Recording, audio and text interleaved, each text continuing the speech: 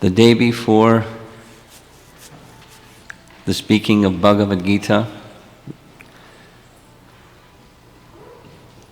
this is what we'll be celebrating tomorrow. So today we'll speak something on the relevance of Bhagavad Gita today, although the topic was so many years ago. So let's do a little quiz question. 2 quiz questions. How old is Bhagavad Gita? Raise your hand if you know how old is Bhagavad Gita. Come on. How old is Bhagavad Gita? 5,000 years old. Okay. Next question. In Bhagavad Gita, Krishna says that long before 5,000 years ago, Krishna taught this message to the sun god Vivaswan. And there's a little calculation in the purport of that first verse of chapter 4. Bhagavad Gita was spoken before 5,000 years ago. Right? How long ago was that? Who remembers the number? Jai Jagannath, how long ago? Huh? 20 million? 120 million years ago. So Bhagavad Gita is 120 plus something million years ago. And in fact, Bhagavad Gita is even older than that. Bhagavad Gita is eternal. Bhagavad Gita is as old as Krishna is. How old is Krishna? He's eternal. The knowledge of Bhagavad Gita is as eternal as Krishna is. So it's very old. Very eternal wisdom. And we're honoring tomorrow, Mokshada Ekadasi, that Krishna speaks Bhagavad Gita. And it's so old, persons might say, well, gee, this is modern times and something so old can't be so relevant. So that's our topic this evening. Is it still practical today? There's a nice photograph of the commentator of Bhagavad Gita, Srila Prabhupada, or one of its many commentators, the commentation that we read, the Bhaktivedanta purports, something that sadhus of India commonly didn't do or were told not to do, cross the ocean. But Prabhupada not only crossed the ocean but traveled around the world so many times, 13 times or 11 times, or whatever the number was. Here he's standing in line like the businessmen waiting to check in at the ticket counter so he can give the message of Bhagavad Gita to the world in practical terms, relevant for people today. This wisdom of Bhagavad Gita is profound and applicable, certainly for all times, including our modern times. So, who's the audience that Bhagavad Gita is intended for? Some people think it's when you get old. When you're young, you study, and then you live your life of worldly duties. And then when you become old and wrinkled like this, then you can take seriously the study of Krishna's message and spirituality. And some people think it's just what you do before you take an exam. In the Western culture as well as the Eastern culture. Some of you, good number of you, are from India, so I'll share something that you can relate to if you're from India.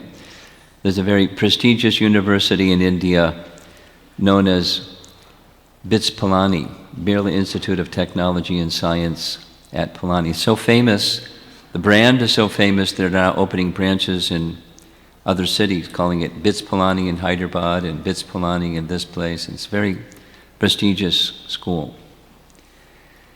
And they have a temple just on the campus, a temple to Goddess Saraswati. And I was told by the students, before exams, all the students go to the temple and pray to Goddess Saraswati that may do nicely in their exam. And they go after the exam that they did very nicely on the exam.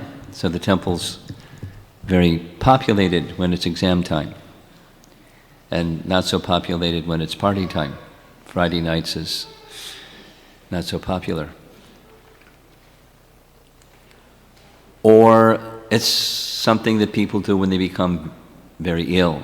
They turn to God and pray to God and think of God's message, how they should live their lives. Or some people think it's only for renunciates, monks and priests, and that's who Bhagavad Gita is for. But the fact of the matter is, just as a, for example, quite different than a monk or a priest, Krishna spoke the message of Bhagavad Gita. There's Krishna speaking to Arjuna. It's a B.G. Sharma painting, very nice. The armies. I don't know who that is over here. Does anybody know who that is? It's a face up on a mountain. Somebody know? Huh? Son of? Huh? Bhima's son. Bhima's grandson, Gototkacha. He's a pretty big guy. Look out for him. Looks like a mountain with a face on it.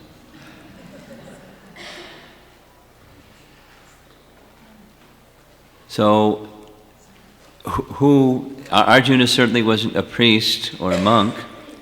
In fact, Arjuna's position, when Krishna spoke Bhagavad Gita, Arjuna was in the middle of millions of warriors. He was a great hero, a leader amongst millions of warriors ready to, as soon as he said fight, they would fight. And he was a householder, not a monk. In fact, he had multiple wives.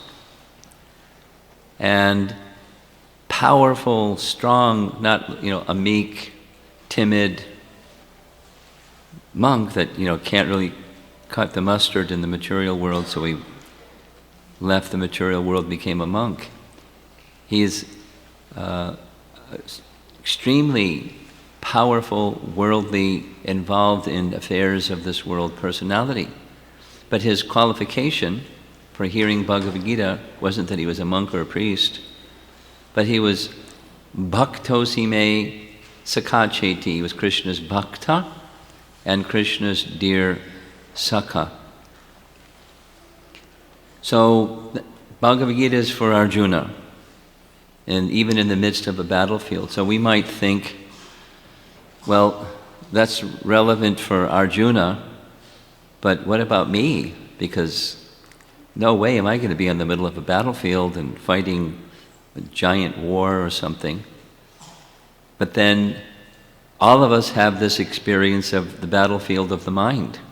And certainly Bhagavad Gita teaches us how to address our dear friend, the mind, or at least he who can be our greatest friend and he who can be our greatest enemy, just like on a battlefield. And in our modern time, life is very complex. Of course, what the Pandavas had to deal with, it certainly had its complexity, but it seems that modern life, material modern life is like a maze. Try to make your way through a big maze. It's very, very complex. So how are we supposed to apply this? If you did like this, sit in the middle of a board meeting, sit on the desk and do your yoga asanas, you get fired probably. How is this possible? Our lives are very busy. Our duties and responsibilities and roles are ever expanding. complicated situations arise, how is it that this message of Bhagavad Gita is practical today? That's building the question. The practicality has an answer. It's not that in order to practice Bhagavad Gita, you need to give up your job, renounce the world, renounce your roles, and renounce who you thought you were and become somebody you think you're not, or something like that. One of my experiences in the years of practicing Krishna consciousness, just like here in the Chicago temple and many places, groups, religious studies groups, or student groups, high school, college groups come to our temple, or they ask us to come to their place. And commonly, when groups come to the temple, they like to come just before we have what they call our rituals. I learned this from the students themselves, that the way that religion, world religion is taught, what differentiates one religion from another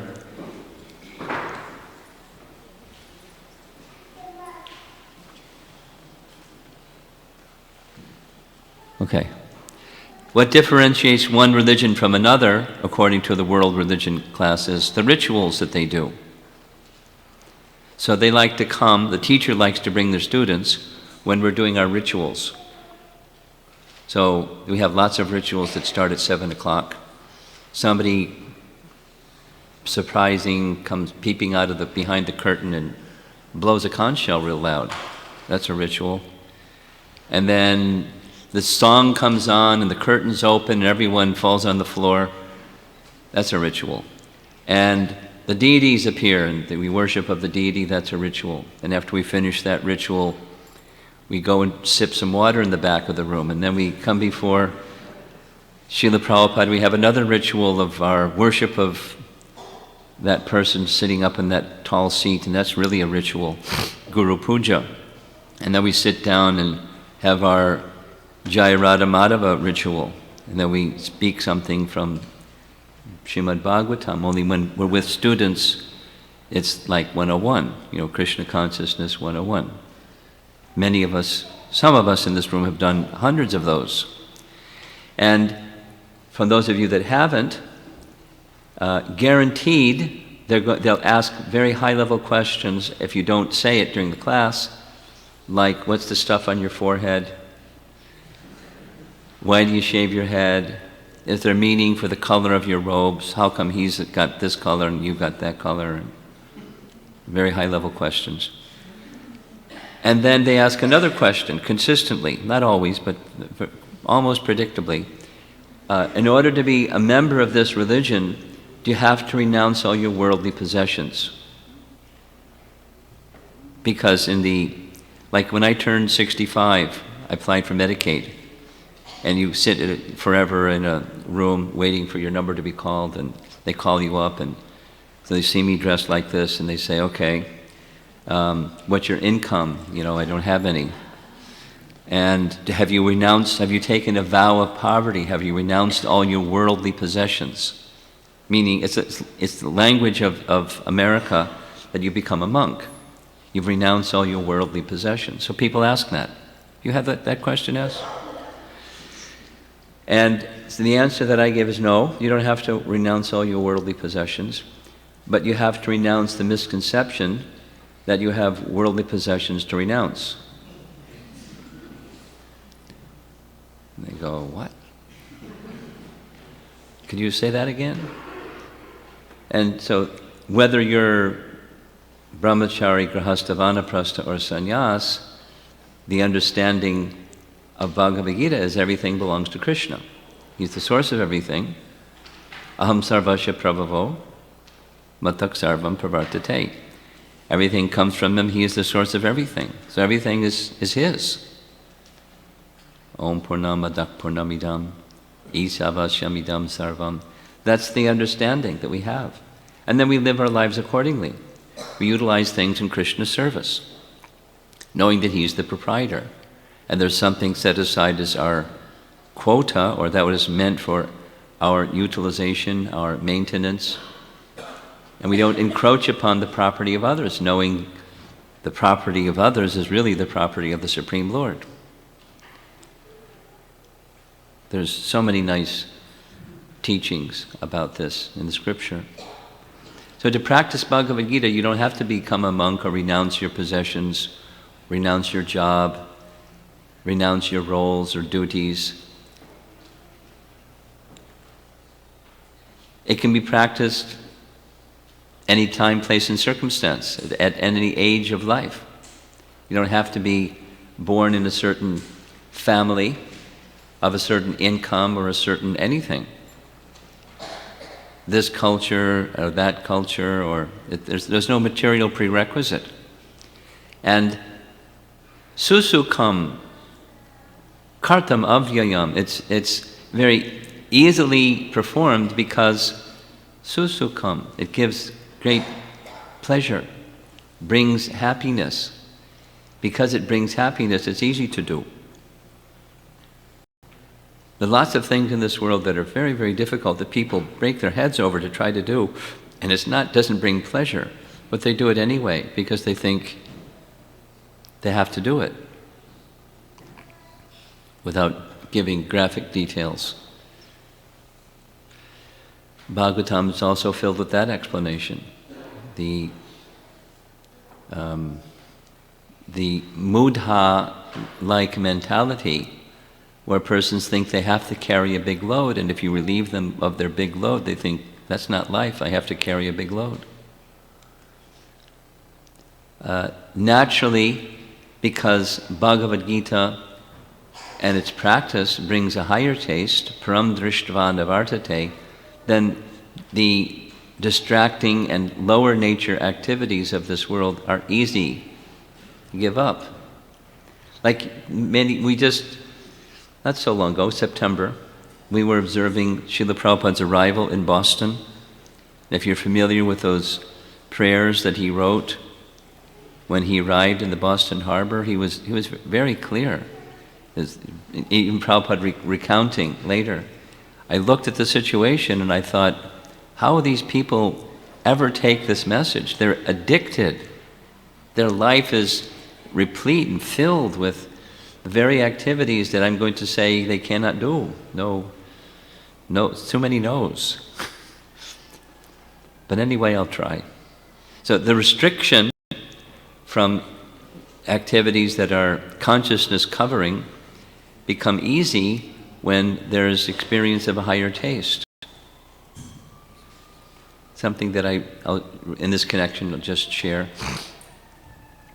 In the early days of the Hare Krishna movement, 26 2nd Avenue, the storefront that the devotees rented to start the Hare Krishna movement, the very same place where the 50th anniversary of ISKCON is being celebrated all around the world. At that time, Srila Prabhupada didn't give the 4 regulative principles. Srila Prabhupada just engaged the devotees in the higher taste activities, chanting and dancing, some teachings from Bhagavad Gita and Chaitanya Charitamrita. He was lecturing from Chaitanya Charitamrita. And then nice prasadam. And then come again in kirtan and dancing and little philosophy and nice prasadam. So after some devotees became very attracted to those activities and very attached to Prabhupada, and they were experiencing a higher taste, specifically with Brahmananda, asked Prabhupada, aren't there some restrictions that we're supposed to be following? And Prabhupada said, yes. I'll give them to you tomorrow. So there was a bulletin board just inside the entrance of 26 2nd Avenue the next morning, in Prabhupada's handwriting. He gave the 4 restrictions, the do nots. But that was following the higher taste, because when there's higher taste, then it's easy to let go of the lesser taste activities. And the practice of the message of Bhagavad Gita gives us energy. And it takes some time to chant and to read and to do your sadhana in sadhana bhakti. However, when you do that, your consciousness becomes sharper and clearer, and everything that you do gets done more effectively.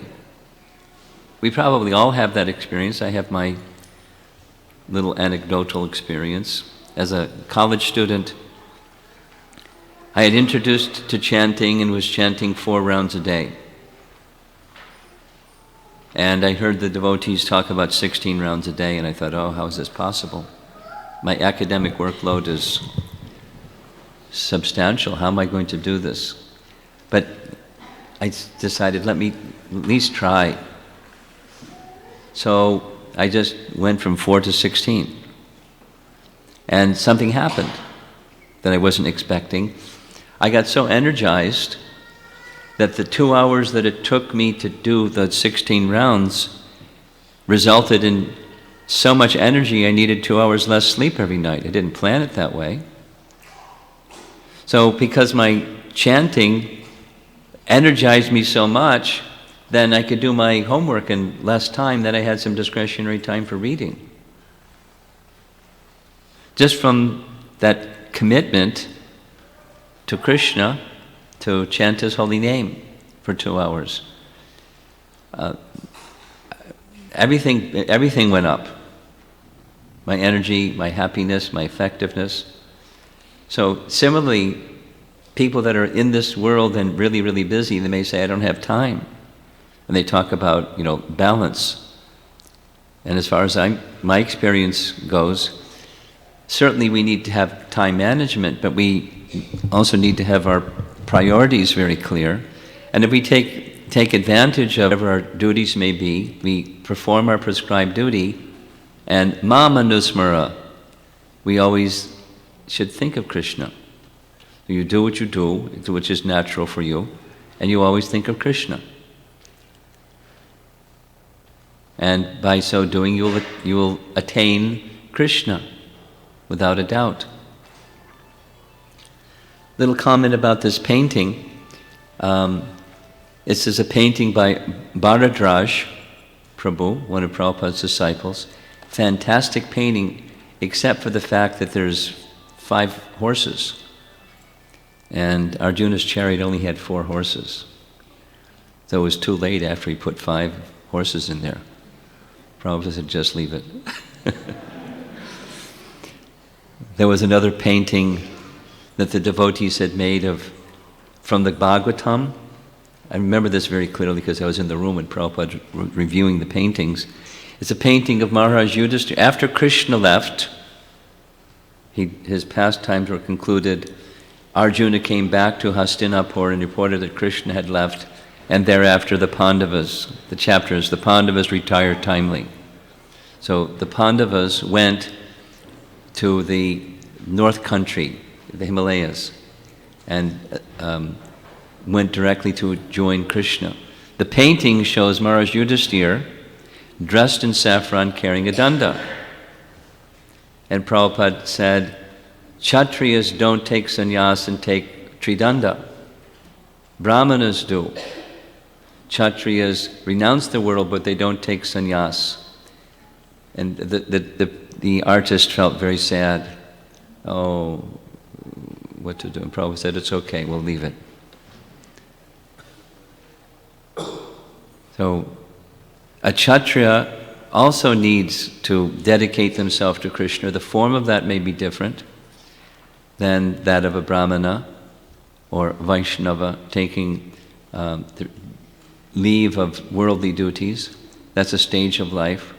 But before that stage comes, this Varnashram system says you perform your prescribed duty and always think of Krishna. Not so difficult. So how do you think of Krishna?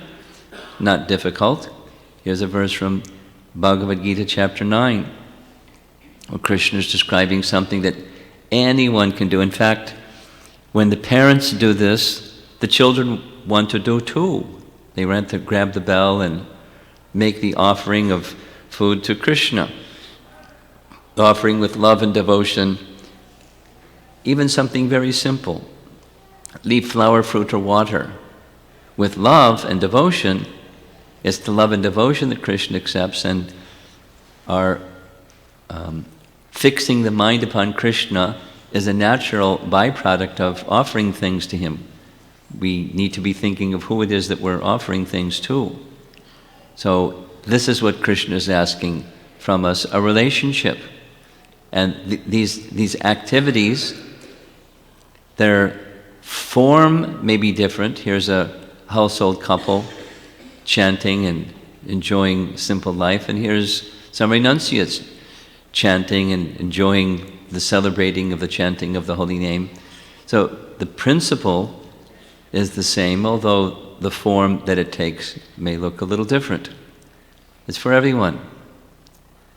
So if it's for everyone, then somebody might ask, well, when is it meant to be taken up? According to the teaching of Srimad Bhagavatam, this is Prahlad Maharaj, when the teachers, Shanda and Amarka, left the classroom. Normally when a teacher leaves the classroom, it's party time. The kids just want to play. So when the kids wanted to play, Prahlad sat them down and said, no, this is the time to begin the practice of devotional service. And the verse starts, Prabhupada would quote this verse, just even these three words, Komara Acharet Pragyo. From the Komara age.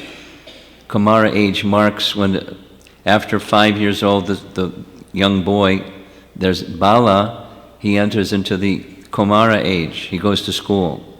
So from that stage, when one begins one's education, devotional service begins. Actually, devotional service can begin even before, or it can begin from within the womb. That's what happened with Parikshit Maharaj. That's what happened with Prahlad Maharaj. It began when he was still in the womb, just by hearing. Or Shukadev Goswami, when he was still in the womb of his mother. Devotional service can begin, but in a formal way, at the tender age of childhood, Prabhupada translates this, Komara Acharet Pragyo. So it's never too early, and it's never too late. That's what time, never too early, never too late. While we say like that, we should also understand that it's very important. In fact, it's urgent, and we should give it our priority. So that's when. Now, how are we standing before the message of Bhagavad Gita?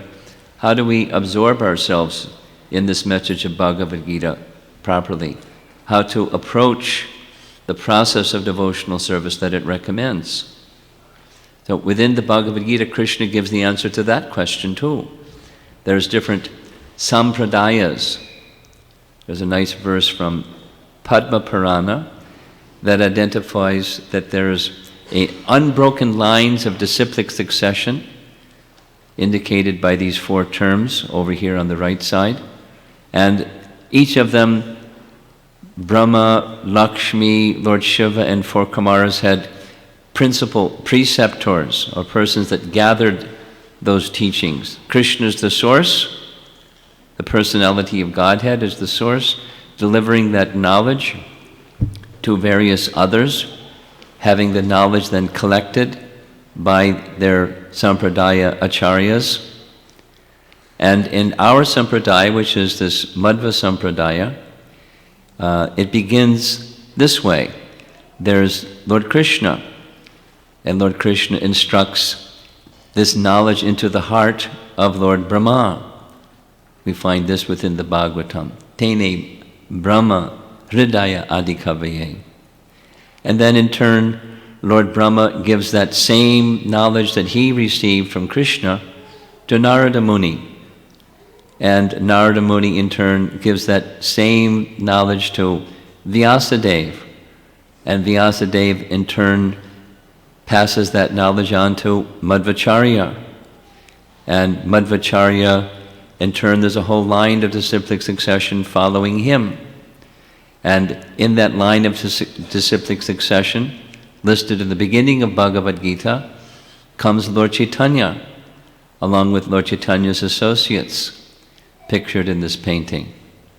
And amongst Lord Chaitanya's associates, chief associates Rupa Goswami and Sanatana Goswami, they received that knowledge directly from Lord Chaitanya.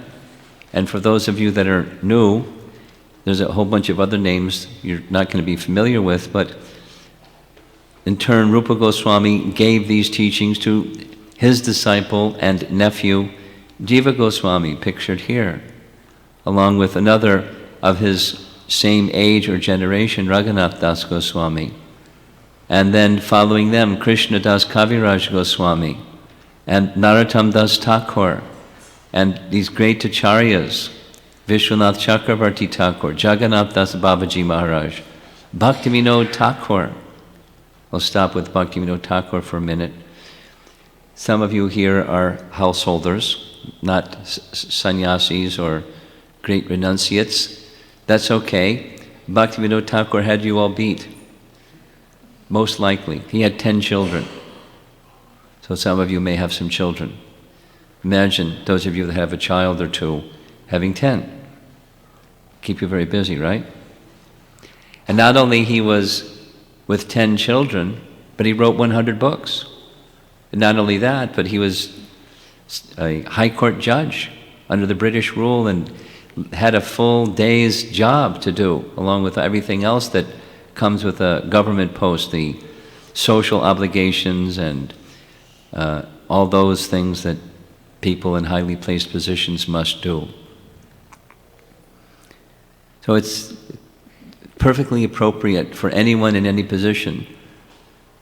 Gorkishore Das Babaji, who was renunciation personified, how he was known, sat at the feet of Bhaktivinoda Thakur and heard from him the message of the Bhagavad and the teachings of Lord Chaitanya.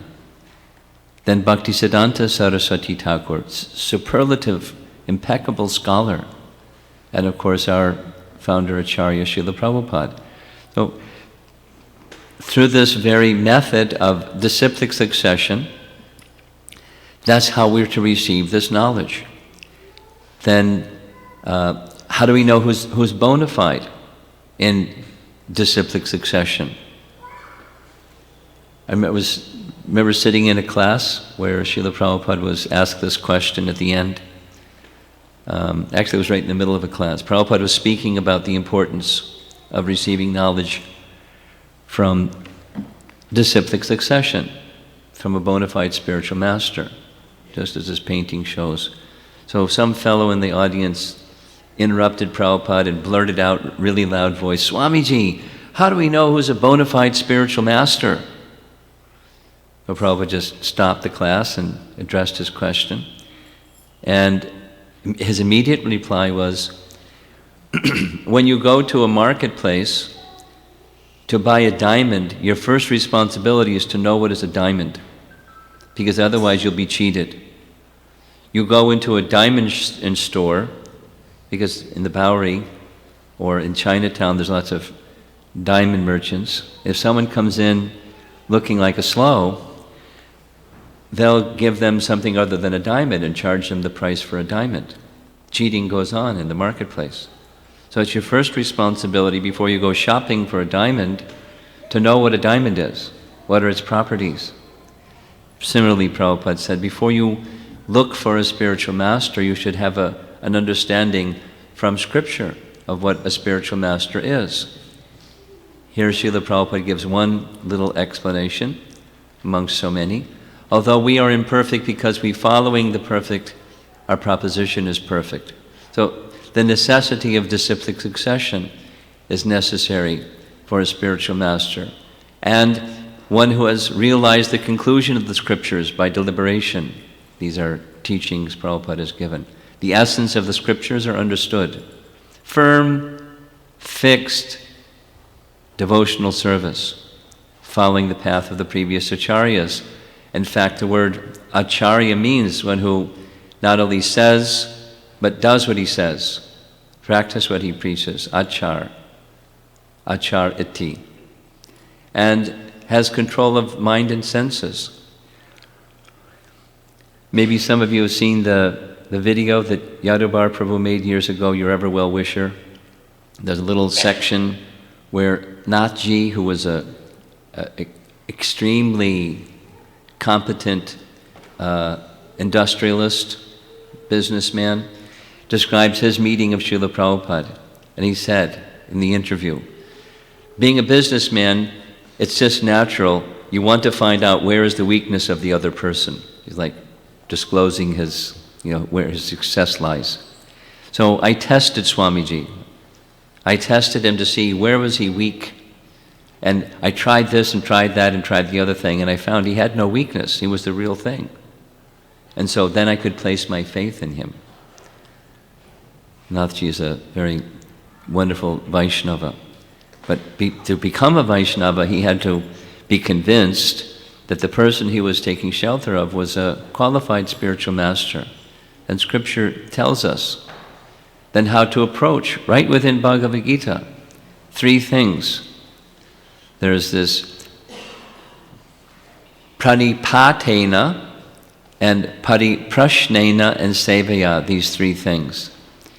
Inquire submissively, render service, and submit. Submission is here. Prashna is ask questions, and seva is render service according to the instructions received. Then everything becomes nice. The self-realized soul imparts knowledge. And I hope this works right. This is just, we're concluding. These are some little graphics just to show all of how this works, the message of Bhagavad Gita in practical terms. Our modern life or conditioned life is a life of sense gratification.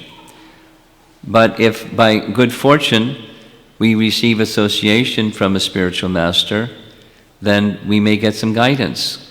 And when we receive guidance and apply that guidance in our lives, it takes us to the position of self-realization.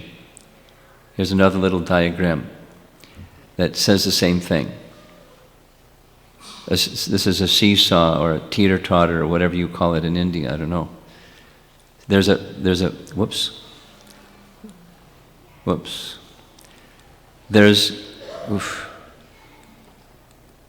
Help, there we go. There's a fulcrum, and there's where one child sits and the other child sits, and they go back and forth, seesaw. So in this diagram, this indicates the mind, and here's our well-being over here.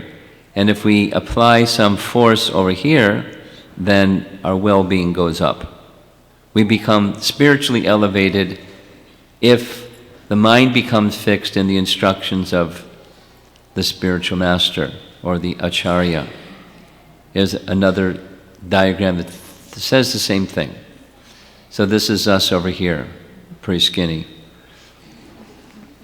It's a soul in a covered condition.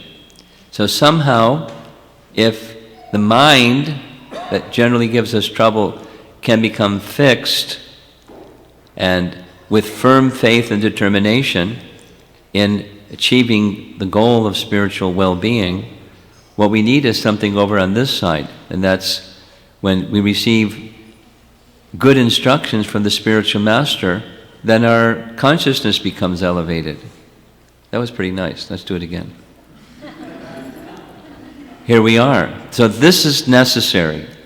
Somehow, proper chanting, good association, take prasadam instead of the other kinds of things that we might be attracted to, and become fixed. Control of the senses by regulative practice helps the mind also become fixed. And when we come in contact with spiritual instructions, then just naturally consciousness becomes elevated. That's how the process works. So it's appropriate, it's applicable even in our present age. And when consciousness becomes elevated, something very wonderful also happens. Krishna decorates that individual, that soul, with spiritual qualities. We just need to keep the connection with Krishna strong. And through the science of Bhagavad Gita, in the association of devotees, this all becomes possible. This is the last slide. There's 4 very easy things that everyone can do. Just take a little bit of time each day and chant the holy name.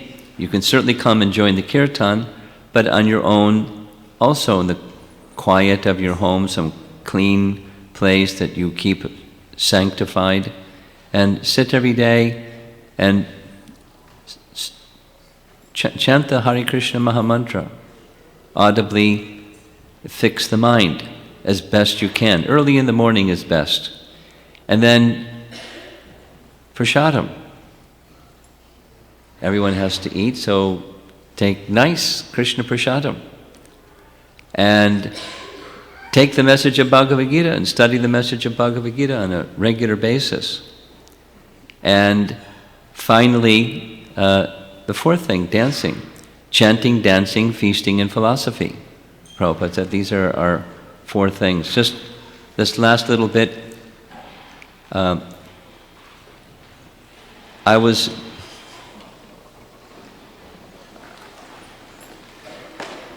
in the month of July of this year, I spent some time in China, and the Chinese government is becoming a little more, not permissive, but a little more relaxed with, the devotees. They know, and we know that they know, and they know that we know that they know what we're up to, without all the details. But we're harmless, and we're doing good work, and so they leave us alone. So we're starting to have public programs, not like temples, but at yoga studios and places like that we have gatherings. And so during this month of July, I took part in about 6 of those. And one of them was in a city named Wuhan, on the west of where you were staying. And Wuhan is famous for its 2 humongous Buddhist monasteries, really big Buddhist monasteries. There's a number of them, but very ancient and well-established. So we had a program at a hotel, and the devotees had rented, in a very good organization, and there was a large hall. The place was packed, all Chinese people, with a translator, of course. And really nice kirtan, really nice kirtan. Mostly Indra melodies, really nice kirtan. And then, talks, and then breakout sessions and this and that.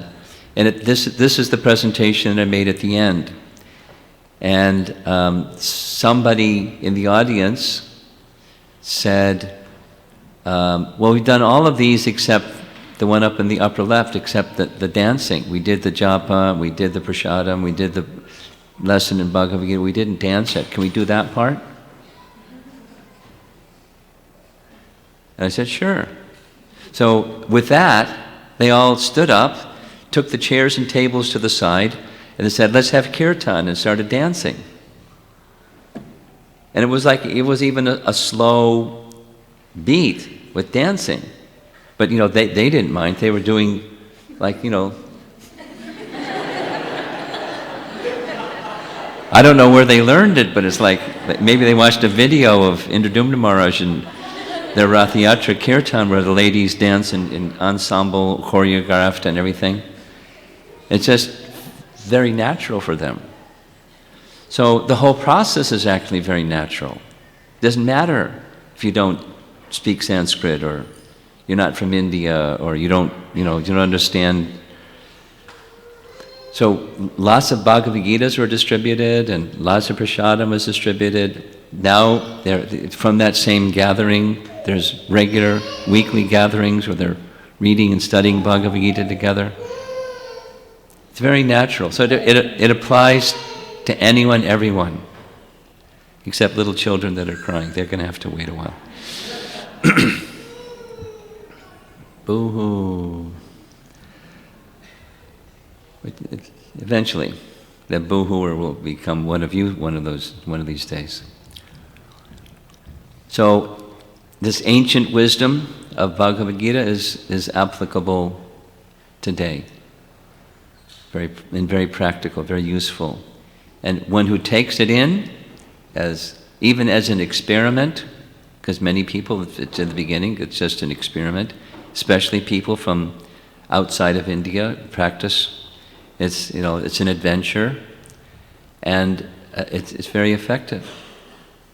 It's not based upon time or circumstance or position or birth or culture or language or education or wealth or anything. It's based upon just be a spirit soul that wants to be in a connected position to the Supreme. And off you go. Everything is there that we need within the Bhagavad Gita. So, Bhagavad Gita was spoken 5,000 years ago on this Mokshada Ekadasi. So hopefully when you observe Ekadasi tomorrow, you'll also take some time and read verses from Bhagavad Gita and try to bring your attention to Krishna.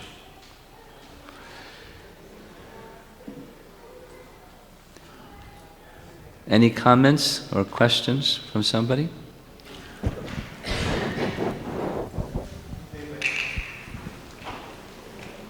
Where?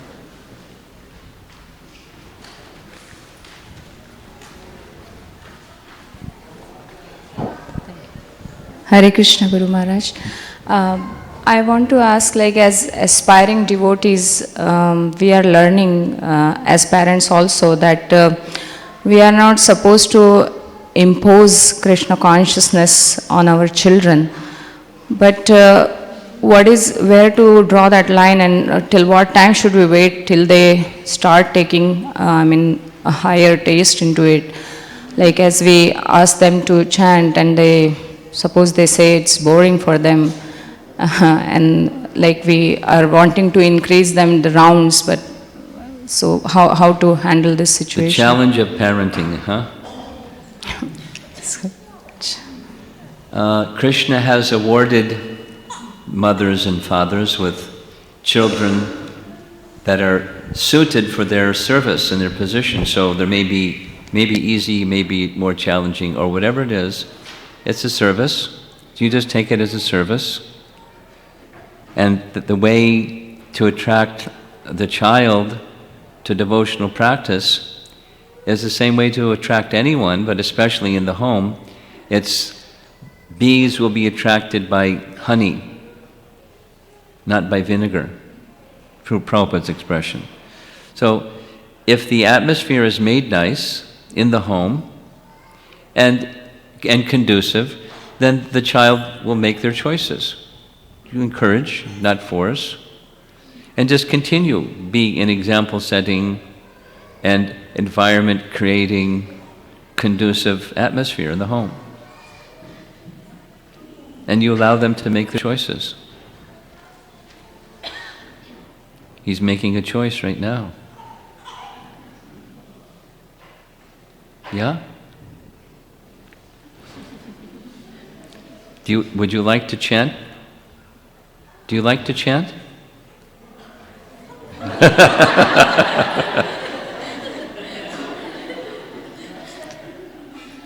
Would you like to one day become attracted to chanting?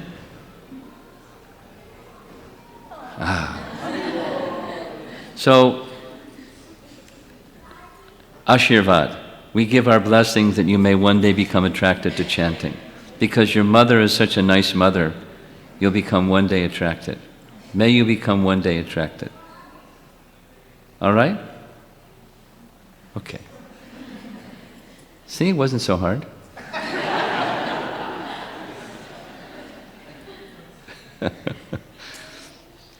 It may take a while. If it's honey-like instead of vinegar-like, it's more likely to happen. Just keep the atmosphere nice. And do it together. Find out something that he likes, and you do that together. Reading from Krishna stories, kirtan, doing arti, doing Krishna culture things. And at some point, I won't name names because it'd be embarrassing to the personalities, but some of our devotee children, when they were little, like your son, they liked everything except one thing, chanting japa. And now they're initiated devotees, not only liking chanting, but everyday chanting. So give it time.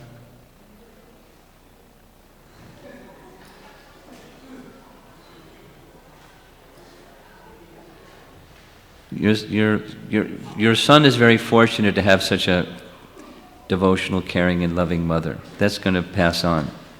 Just don't worry about it. Something else? Okay.